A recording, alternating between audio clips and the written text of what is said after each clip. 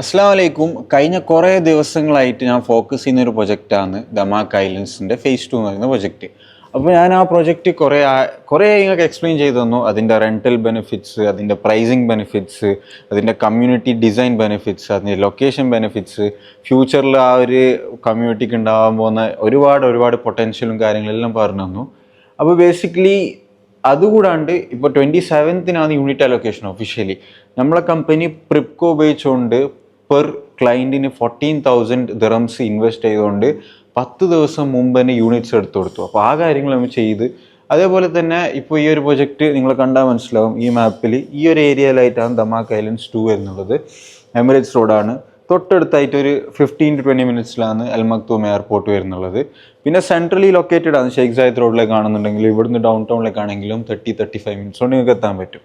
പിന്നെ 1% പേയ്മെൻറ്റ് പ്ലാനാണ്. എല്ലാ കാര്യങ്ങളും ഈസിയാണ്. പിന്നെ എൻ്റെ ഭാഗത്ത് നിന്ന് നിങ്ങൾക്ക് ഒരു ഗ്യാരണ്ടി തരാൻ പറ്റുന്നത്, ടോക്കൺ തരാൻ പറ്റുന്ന ആളാണെന്നുണ്ടെങ്കിൽ 100% യൂണിറ്റ് എടുത്ത് തരും.